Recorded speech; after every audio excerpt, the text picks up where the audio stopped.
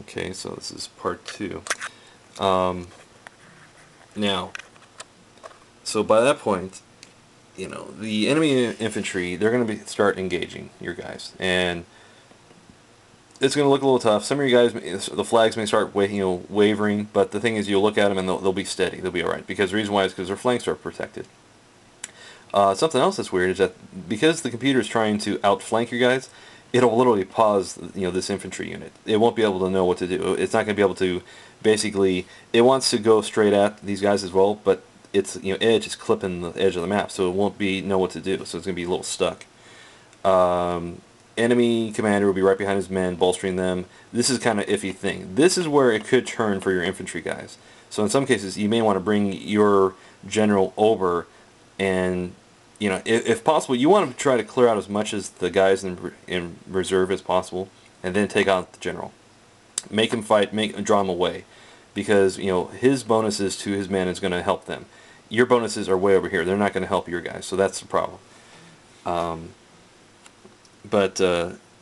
So hopefully by this point you have scared off the one infantry unit that was chasing you, or two of them, because oftentimes they'll send two, but one after another. And then the same thing with the cavalry. The cavalry is going to get real interested in you, so they'll start chasing after your general as well. In which case, just like I said, bring in your other cavalry units, and they will overwhelm. And it's all about numbers. The more numbers you got, the more you'll be able to overwhelm and throw them off.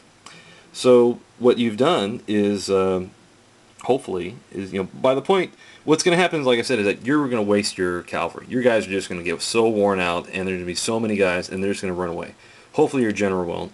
And what you do then is you kind of want to try to keep your general behind this enemy line and engage. If they start attacking your line, have the general attack them from the rear. It's going to overwhelm them. They're going to flee, and they will. And it just works so amazingly well. These guys just keep fleeing. They're going to run away a little bit. They're going to turn around. They're going to come back, and they'll re-engage. And the thing is, they're already broken, so they're going to snap right away.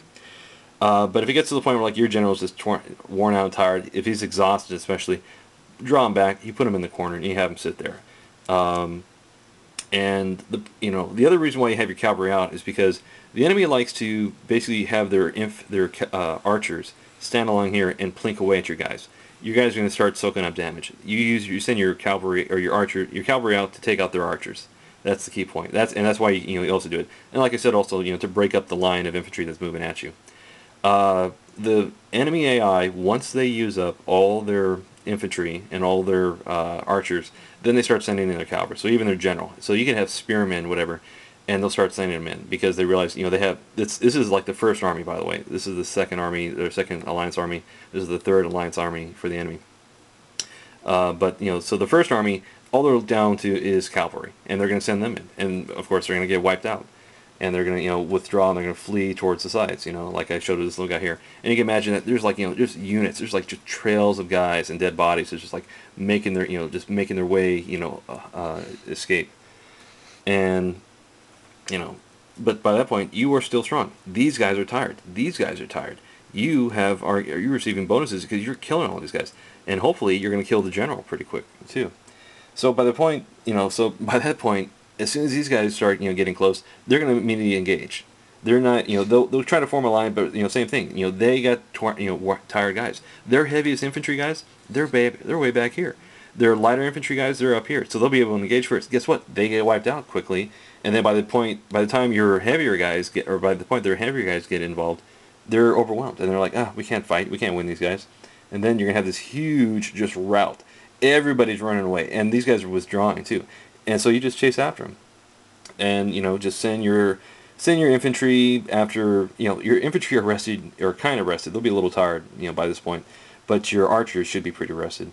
So you just send your archers after the faster units, or after the infantry, and you back them up with your infantry, because the archers even though they're chasing, they're light, they'll get overwhelmed if they get into a fight with them guys. So you want to send in your infantry to back them up as well, and then your general should hopefully still be around, so you have him gauge it as well. If units are withdrawing, they're still in a cohesive form, so that's when you use your general to basically flank them and attack them from the side. And the reason why you attack them from the side with your general is because then your guys are attacking from the flank as well.